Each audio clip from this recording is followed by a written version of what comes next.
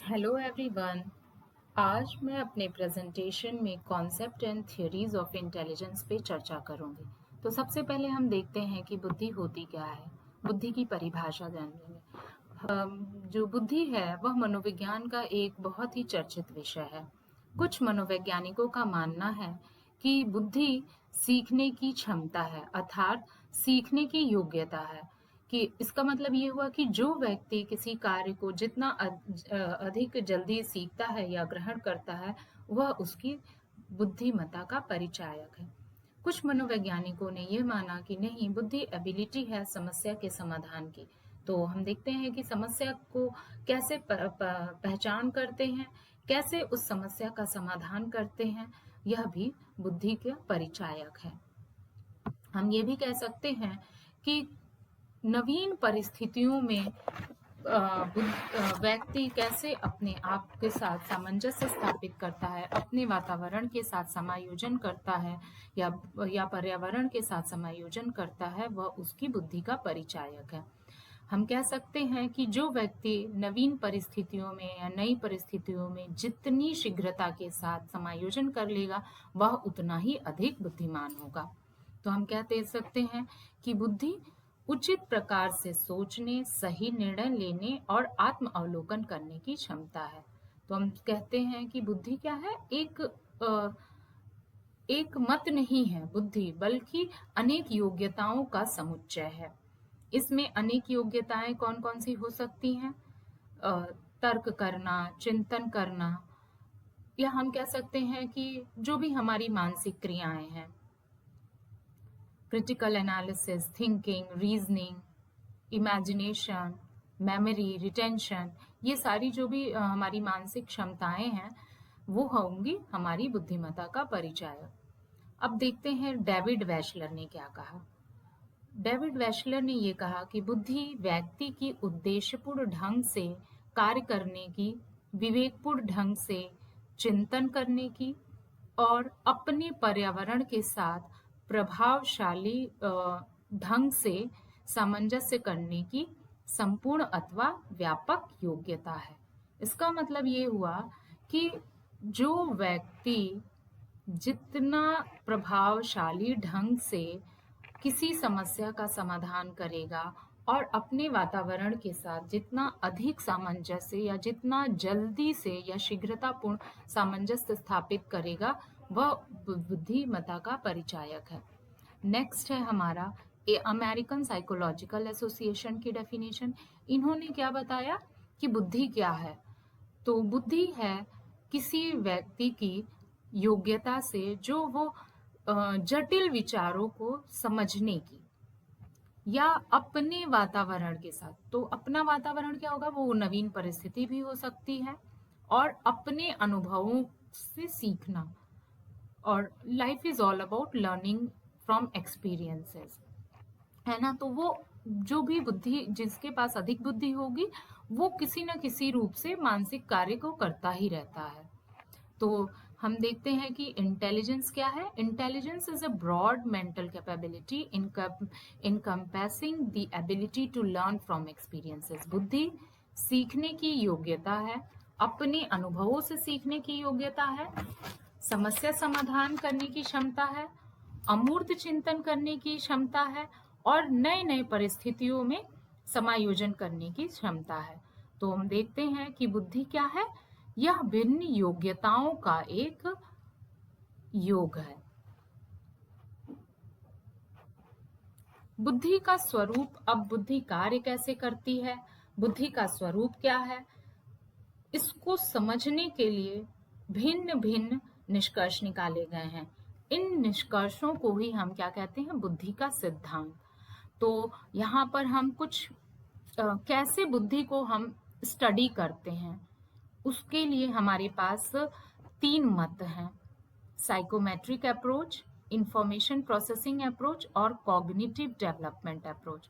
तो psychometric approach में क्या है देखेंगे। सबसे पहले साइकोमेट्रिक अप्रोच क्या कहती है? It describe intelligence as an ability और एग्रीगेट ऑफ मल्टीपल एबिलिटीज। यह इन्होंने क्या कहा? साइकोमेट्रिक अप्रोच ने बुद्धि को कैसे स्टडी करा, इसके लिए साइकोमेट्रिक अप्रोच हम अपनाते हैं जब, तो इसका अर्थ ये हुआ कि हम बुद्धि को किस रूप में या किस फॉर्म में हम स्टडी करेंगे, एज एन एबिलिटी और एग्रीगेट ऑफ मल्टीपल एबिलिटीज। मतलब बुद्धि को हम अनेक योग्यताओं या योग्यताओं का समुच्चय के रूप में स्टडी करेंगे। इसमें किन किन मनोवैज्ञानिकों की थियरीज आती हैं? चार्ल्स स्पीयरमैन की आती है, थियरी ऑफ बिने आती है, वन फैक्टर थियरी बिने की, जिनको कि इंटेलिजेंस का फादर भी कहा जाता है, क्योंकि इन्होंने ही सबसे पहले शुरुआत की थी बुद्धि की। फिर आते हैं चार्ल्स स्पीयरमैन, जिनकी टू फैक्टर थियरी और थ्री फैक्टर थियरी आई थी। फिर fluid and crystallize theory Cattell की, थर्स्टन की प्राइमरी मेंटल एबिलिटी की थियरी, गिलफर्ड की स्ट्रक्चर ऑफ इंटेलेक्ट मॉडल, और फिर गार्डनर का बहुबुद्धि का सिद्धांत। ये सब किसके अंतर्गत आएंगे? Psychometric approach. नेक्स्ट है इंफॉर्मेशन प्रोसेसिंग अप्रोच। इंफॉर्मेशन का मतलब होता है सूचना, प्रोसेसिंग का मतलब होता है संस्करण। तो इस अप्रोच में किस पर अधिक बल दिया जाएगा? प्रॉब्लम सॉल्विंग एबिलिटी पे एंड अदर इंटेलेक्चुअल टास्क। जो भी हमारी बौद्धिक क्षमता है उस पे अधिक बल दिया जाएगा। इसके अंतर्गत कौन सी थियरी आती है? स्टर्नबर्ग की ट्राइआर्किक थियरी आती है, या PASS model of JP Das. Next है हमारा cognitive development approach. Cognitive development approach ये किस पे अधिक बल देता है? Development of intelligence, functional significance. It means कि ये बुद्धि को क्या मानता है? कॉग्निशन पे। बुद्धि क्या है? कॉग्निशन, कॉग्निटिव एबिलिटी है। और इसको सबसे ज्यादा किसने इम्फेसाइज किया था? जीन पियाजे की, जो हम पढ़ते हैं काफी, हम इनके डेवलपमेंटल थियरीज भी पढ़ते हैं। तो इन्होंने क्या बताया कि इंटेलिजेंस में सबसे जरूरी क्या है? हमारा कॉग्निशन, जो हमारी बौद्धिक क्षमता है, उस अप्रोच पे हम इसको डील करते हैं। तो हम सबसे पहले अब साइकोमेट्रिक अप्रोच में इन्होंने किस पे बल दिया कि जो बुद्धि क्या है? It is an aggregate of multiple abilities. जो हमारी जो मानसिक क्षमताएं हैं उसमें हम पढ़ते हैं। तो अब हम नेक्स्ट करेंगे, एक एक करके हम भिन्न भिन्न सिद्धांतों को पढ़ेंगे। सबसे पहली हमारी थियरी इसमें आती है वन फैक्टर थियरी। इसको यूनिफैक्टर थियरी भी बोलते हैं, या यूनिटरी थियरी, या फिर हम इसको मोनार्किक थियरी भी कहते हैं। इसमें बिने, टर्मैन और स्टर्न, इन सबके निष्कर्षों पर इसको माना गया था। पर हम देखते हैं कि सबसे पहले इसको 20वीं शताब्दी में एल्फ्रेड बिने ने डेवलप किया था। इन्होंने क्या कहा? इंटेलिजेंस क्या है? It is a single general ability और set of similar abilities. Single ability इन्होंने कहा, मतलब कि बुद्धि क्या है? बुद्धि अपने में एक इकाई शक्ति अथवा ऊर्जा है जो व्यक्ति को सभी क्रियाओं में मदद करती है या किसी भी कार्य को प्रभावित करती है। इस सिद्धांत के अनुसार यदि किसी व्यक्ति की बुद्धि तीव्र है तो वह किसी भी कार्य को दक्षता के साथ कर सकता है। लेकिन इस थियरी को भी क्रिटिसाइज किया गया, क्योंकि there is unevenness of human abilities, क्योंकि सभी क्षेत्रों में समान रूप से व्यक्ति सफलता प्राप्त नहीं करता है, क्योंकि उनकी बुद्धि के साथ साथ उनकी रुचि, रुझान, आवश्यकताओं की तीव्रता, इन सब चीजों पर भी व्यक्ति निर्भर करता है। यही कारण है कि वर्तमान में इस सिद्धांत को स्वीकार नहीं किया गया है। नेक्स्ट है हमारी स्पीयरमैन्स two factor theory. स्पीयरमैन्स two factor theory अर्थात द्विकारक सिद्धांत, टू फैक्टर थ्योरी, या फिर हम इसको बोल सकते हैं बाई फैक्टर थ्योरी। तो स्पीयरमैन क्या थे? इंग्लिश मनोवैज्ञानिक थे, ब्रिटिश थे। इन्होंने अपने प्रयोग से क्या निष्कर्ष निकाला कि बुद्धि दो कारकों का अर्थ हुआ योग्यताओं अथवा शक्तियों से। ठीक है, तो बुद्धि को इन्होंने क्या नाम दिया? दो फैक्टर्स। पहला जो कारक है वो है जी फैक्टर, और दूसरा जो कारक है वो है स्पेसिफिक एबिलिटी या एस फैक्टर। अब हम देखेंगे प्रथम कारक को उन्होंने क्या कहा? सामान्य।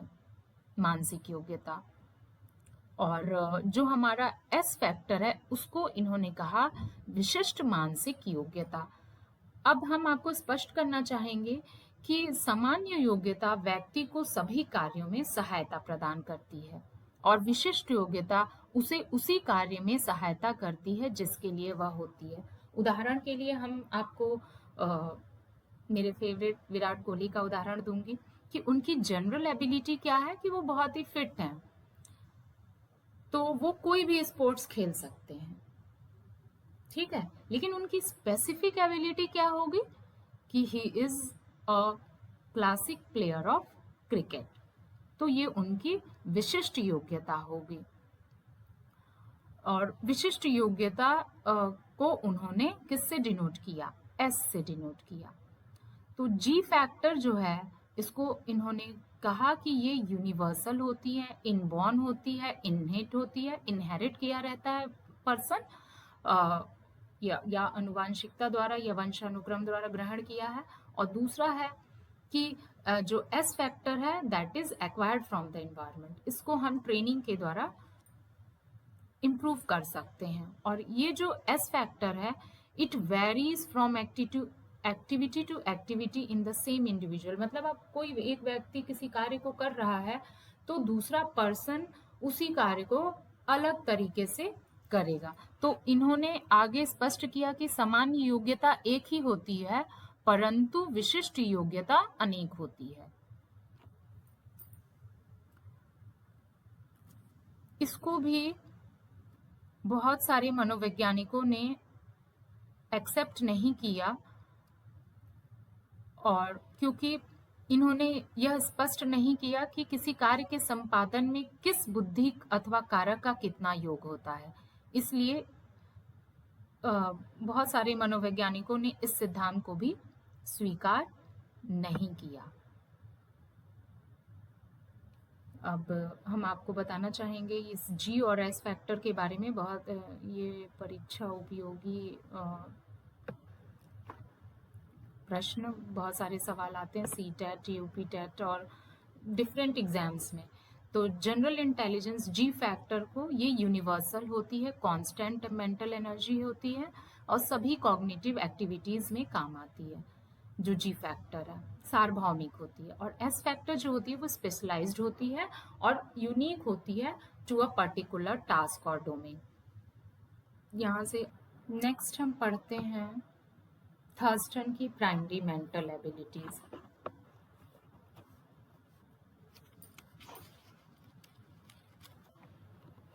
थर्स्टन्स प्राइमरी मेंटल एबिलिटी, जिसको कि हम बोलते हैं समूह कारक सिद्धांत या ग्रुप फैक्टर थियरी या पीएमए मॉडल। थर्स्टन ने जो थे वो शिकागो के विश्वविद्यालय के प्रोफेसर थे।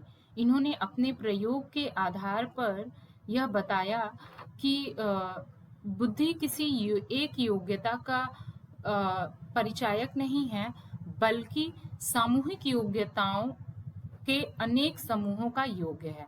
उन्होंने फिर आगे यह भी स्पष्ट किया कि प्रत्येक ऐसे समूह का एक प्राथमिक कारक या फैक्टर होता है जो उस समूह का प्रतिनिधित्व करता है। इसको ही उन्होंने क्या नाम दिया? प्राइमरी मेंटल एबिलिटीज, जिसको उन्होंने कहा प्राथमिक मानसिक योग्यता।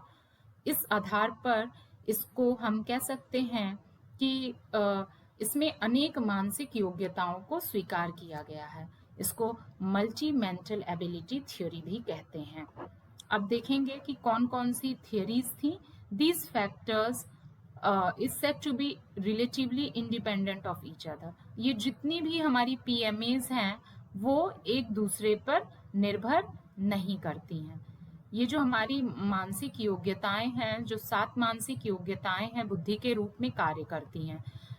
और फिर थर्स्टन ने आगे यह भी स्पष्ट किया कि जिस मनुष्य में इन 7 मानसिक योग्यताओं में जो योग्यता अधिक होगी वह मनुष्य उसी के अनुकूल विकास करता है। जैसे जिस मनुष्य में संख्यात्मक योग्यता अधिक होगी तो वो किस में अच्छा करेगा कार्य? गणित की समस्याओं को सरलता से हल कर लेगा, इजीली वो मैथमेटिक्स के क्वेश्चंस को सॉल्व करेगा। अगर किसी व्यक्ति की शाब्दिक योग्यता बहुत ज्यादा है, वर्ड फ्लुएंसी, तो वो शब्दकोश उसका बहुत ज्यादा विस्तृत होगा। तो ये सारी जो हैं ये 7 मेंटल एबिलिटीज हैं। वर्बल कॉम्प्रिहेंशन, जिसमें वर्ड्स की अंडरस्टैंडिंग, कॉन्सेप्ट और आइडियाज, विचार बहुत अच्छे आते हैं। वर्ड फ्लुएंसी, ढेर सारे शब्द होंगे, ढेर सारे वर्ड्स होंगे, राइमिंग वर्ड्स बना सकते हैं। स्पीड्स होंगी वर्ड्स को यूज करने में। न्यूमेरिकल एबिलिटी, जिसमें संख्याओं के साथ वो बहुत अच्छे से खेल सकते, तो ऐसे लोग मैथमेटिशियंस, इंजीनियर, इन सब कार्यों में अधिक होंगे, गणितज्ञ बन सकते हैं। फिर है हमारा स्पेशियल विजुअलाइजेशन, जिसमें कि स्पेस से रिलेटेड है। स्थानिक मैनिपुलेशंस, जिसमें कि 2D और 3D ऑब्जेक्ट को कितना अच्छे से वो एसिमिलेट कर रहे हैं। फिर परसेप्चुअल स्पीड, जिसके में आता है सिमिलैरिटीज और डिफरेंसेस, कैसे वो कितना आसानी से एक वस्तु को दूसरे वस्तु से वो भिन्न बता पा रहे हैं। मेमोरी, मेमोरी का अर्थ यही हुआ कि जब भी आप कोई चीज समस्या को या कोई याद की हुई वस्तु है, उसको आपने याद किया हुआ है, लंबे समय तक आप उसको रिटेन कर रहे हैं, और जब जरूरत हो रही है तो आप उसको रिप्रोड्यूस कर रहे हो। तो ये भी एक एबिलिटी होती है, जो कि थर्स्टन के प्राइमरी मेंटल एबिलिटी या समूह कारक सिद्धांत में है। नेक्स्ट है, इन्होंने इंडक्टिव रीजनिंग पर भी विशेष बल दिया। तो हम ये कह सकते हैं कि इन्होंने बताया कि जो मानसिक योग्यताओं हैं, इसकी इन्होंने इसको क्यों नकारा गया, इस पे हम पहले देखेंगे। तो थर्स्टन की जो प्राइमरी मेंटल एबिलिटीज हैं, इसको इसलिए नकार दिया गया क्योंकि कोई भी मनोवैज्ञानिक इन मानसिक योग्यताओं की एक कंसोलिडेटेड लिस्ट नहीं बना पाया है, जो कि हम कह सकते हैं कि एक सर्वमान्य सूची नहीं बना सके हैं, क्योंकि सभी ने कहा कि जो बुद्धि है वह अनेक मानसिक योग्यताओं का योग है। नेक्स्ट हम पढ़ेंगे बहुकारक बुद्धि का सिद्धांत, मल्टी फैक्टर थियोरी, या फिर थॉर्नडाइक की है, या फिर हम इसको कहते हैं अनार्किक थ्योरी। इस सिद्धांत का प्रतिपादक किसने किया? थॉर्नडाइक ने किया। थॉर्नडाइक अमेरिका के मनोवैज्ञानिक थे, और इन्होंने बताया कि बुद्धि सामान्य योग्यता जैसा कोई तत्व नहीं होती है। जो बुद्धि है वो कोई सामान्य योग्यता नहीं है, बल्कि बुद्धि अनेक विशेष तत्वों का योग है, और किसी भी मानसिक को कार्य करने में कई तत्व मिलकर एक साथ कार्य करते हैं, जिसको उन्होंने नाम दिया उद्दीपक और अनुक्रिया। जब उद्दीपक और अनुक्रिया के बीच संबंध स्थापित होगा तो वह उसी प्रकार समस्या, जब उद्दीपक का मतलब हुआ स्टिमुलस और रेस्पॉन्स का अर्थ हुआ प्रतिक्रिया या क्रिया, तो जब इन दोनों के बीच संबंध स्थापित होगा तो उसमें उन्होंने यह स्पष्ट किया कि कोई व्यक्ति एक प्रकार के कार्य को करने में दक्ष है तो यह आवश्यक नहीं है कि वह दूसरे कार्य को भी करने में दक्ष होगा या इंटेलिजेंट होगा। इन्होंने 3 प्राइमरी चीजें बताई इंटेलिजेंस की। एब्स्ट्रैक्ट इंटेलिजेंस, जिसको हम बोलते हैं अमूर्त चिंतन, जो कि केवल आइडियाज, सिंबल्स और थियरीज पे ही वर्क करती है। दूसरी इन्होंने बताई मैकेनिकल इंटेलिजेंस या कंक्रीट इंटेलिजेंस, जिसमें हम ऑब्जेक्ट को फिजिकली देखते हैं उसके आधार पे। और सोशल इंटेलिजेंस, व्यक्ति कितना या पर्सन एक दूसरे पर्सन को इफेक्टिवली या प्रभावशाली ढंग से समझ रहा है, तो वो भी एक हमारी थियरी है। नेक्स्ट है हमारा थॉर्नडाइक के। अब थॉर्नडाइक की जो मल्टीपल फैक्टर थियरी है, इसमें इन्होंने इन बुद्धिमत्ता का या बुद्धि की 4 एट्रीब्यूट्स बताए हैं। पहला है लेवल। लेवल का अर्थ हुआ difficulty of task and individual can solve, कितना आसानी से या कितने कठिन कार्य को कोई पर्सन कर सकता है। फिर है range. Range is the number of task at a given difficulty level that can be completed, किस डिफिकल्टी लेवल के कार्य को कोई पर्सन कर सकता है। और एरिया जो है इसी लेवल और रेंज पर निर्भर करती है।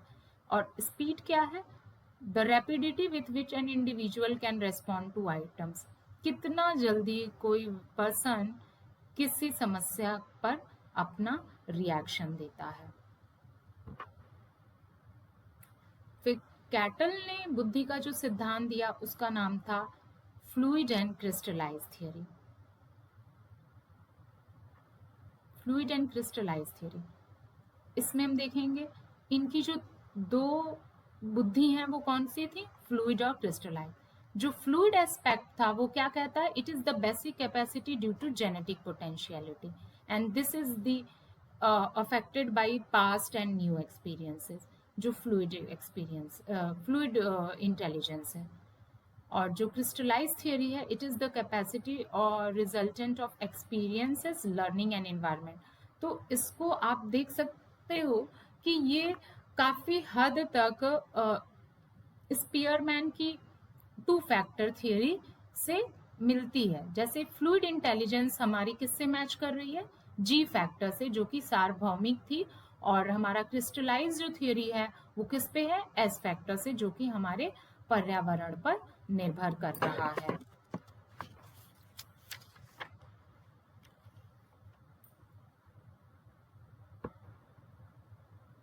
अब हम आते हैं त्रिआयाम सिद्धांत, जिसको हम बोलते हैं थ्री डायमेंशनल थियरी, और एसआई मॉडल या स्ट्रक्चर ऑफ इंटेलेक्ट मॉडल, जिसको कि किसने दिया था, जेपी गिलफर्ड ने।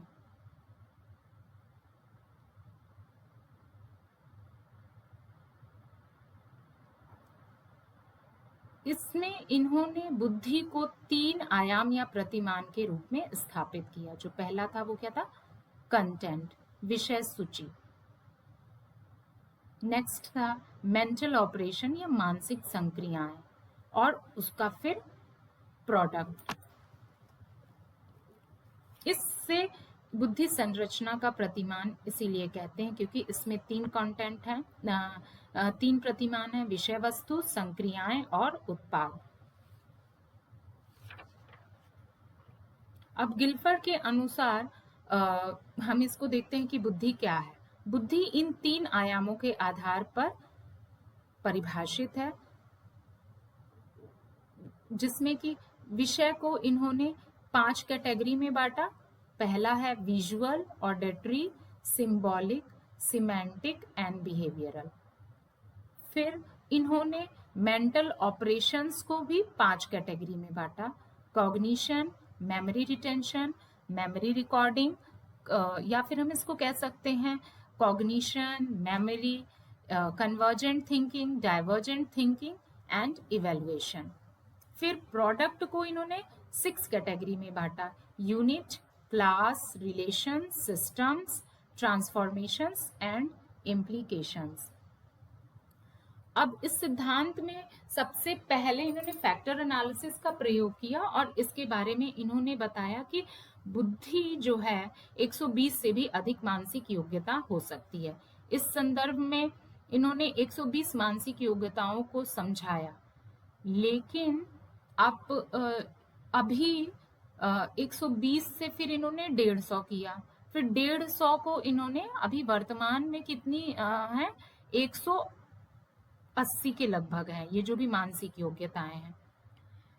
लेकिन इसके द्वारा बुद्धि के स्वरूप को समझना जो है वो थोड़ा कठिन हो जाएगा।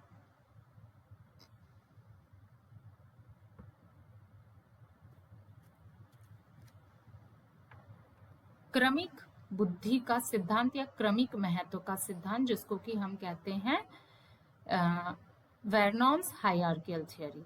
ये जो थे ये भी ब्रिटिश मनोवैज्ञानिक थे, बर्ट एंड वर्नन, इन्होंने इस थियरी को दिया था, जिसमें कि बुद्धि को GS, GS और फिर समूह कारकों के रूप में सिद्धांतों का संश्लेषण कर इसको एक क्रमिक सिद्धांत के रूप में परिभाषित किया।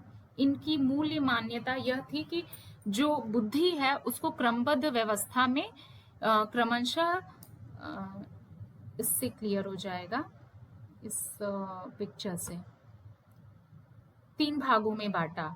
सबसे पहला क्या था हमारा सामान्य कारक, जिसको इन्होंने क्या बोला, जनरल फैक्टर। फिर इसी को ही इन्होंने मुख्य समूह कारक, जिसको कि बोला मेजर ग्रुप फैक्टर। फिर है हमारे पास लघु समूह कारक, जिसको बोला माइनर ग्रुप फैक्टर। फिर हमारे पास आते हैं सबसे नीचे की पायदान पे विशिष्ट कारक। इन्होंने सबसे ऊपर स्पीयरमैन के सामान्य कारक बुद्धि को स्थान दिया, जिसको कि इन्होंने किससे डिनोट किया है, जी से। तो स्पीयरमैन के सामान्य बुद्धि कारक को सबसे ऊपर स्थान दिया, दूसरे स्तर पर मुख्य समूह कारकों को स्थान दिया और इन्हें दो वर्गों में विभाजित किया। जो ये वी और ईडी जो है ना, इसी को ही, एक को शाब्दिक, जिसको कि वी से डिनोट किया है, और दूसरे को ईडी से, जिसमें की है शैक्षिक मानसिक योग्यताएं। और दूसरा इन्होंने किस में डिवाइड किया, प्रयोगात्मक के से, प्रैक्टिकल, और एम यांत्रिक अभियोग्यता या एबिलिटी, जिसको कि हम बोलते हैं मैकेनिकल।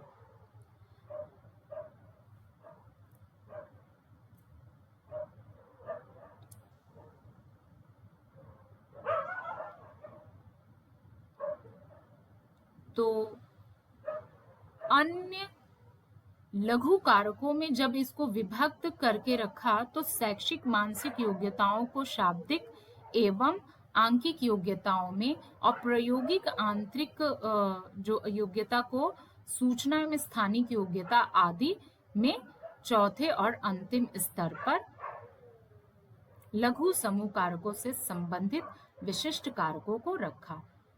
अब हम देखते हैं कि चौथे और अंतिम स्तर पर लघु समूह कारकों से संबंधित विशिष्ट कारकों को कैसे इन्होंने रखा। मानवीय योग्यताओं को हम इसमें देख पा रहे हैं।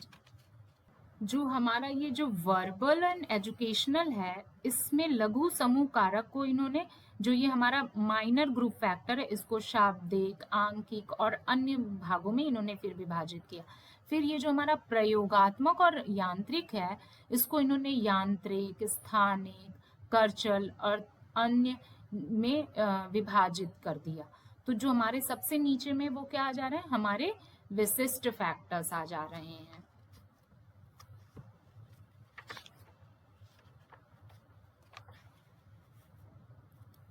फिर हम अब अंत में देखेंगे, उसके पहले लास्ट तो हमारी स्टर्नबर्ग की थियोरी है, लेकिन अभी उसके पहले हम देखते हैं कि गार्डनर की थ्योरी, बहुबुद्धि का सिद्धांत क्या कहती है।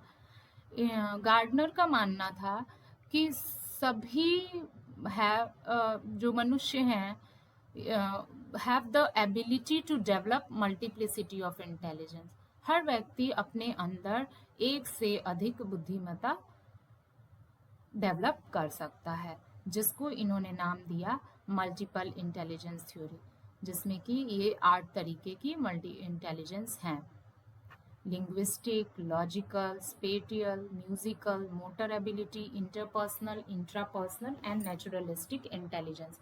अब आपको एक बात बताना चाहेंगे कि ये जो 8 इंटेलिजेंस हैं, linguistic, logical, mathematical, spatial, musical, bodily kinesthetic, interpersonal, intrapersonal and naturalistic, ये जो सारी इंटेलिजेंस हैं, इसका शिक्षा में बड़ा ही महत्व है कि जो पर्सन जिस में इंटेलिजेंस को पोजेस करता है, उसकी बुद्धिमत्ता को उसी फील्ड में बढ़ाया जा सकता है। जैसे अगर कोई व्यक्ति नेचुरलिस्ट है, तो उसको living things and reading nature, उसको दुनिया की समझ, जो हमारा पर्यावरण है, उसकी समझ उसको अधिक होगी।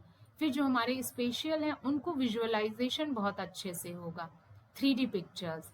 फिर जो लिंग्विस्टिक होंगे, उनको राइट वर्ड्स, उनका जो वर्ड फ्लुएंसी होगा, जो वर्ड पावर होंगे, वो काफ़ी स्ट्रांग होगी और उनको उसी दिशा में हमें फिर दक्षता प्रदान करनी होगी। जो इंट्रापर्सनल होते हैं, उनको खुद की अंडरस्टैंडिंग होती है, कैसा वो फील कर रहे हैं, क्या वो चाहते हैं। और इंटरपर्सनल, जिसमें कि वो दूसरों की फीलिंग को भी समझ पाते हैं। Logical and mathematical, again same, playing with numbers, quantifying things, making hypothesis and proving them. Musical, जिनको म्यूजिक की बहुत समझ होती है, sound, pitch, tone, rhythm and timbre, इन सब की नॉलेज होती है, वो ऐसे किसी पर्सन का आपको नाम याद आ रहा हो, जैसे सिंगर्स हो सकते हैं। जब हमने लिंग्विस्टिक की बात की तो ऐसे लोगों के पास वर्ड एक्सप्रेशन बहुत अच्छा आता है, तो कौन सबसे अच्छा बन सकता है? उदाहरण के तौर पे हम देखते हैं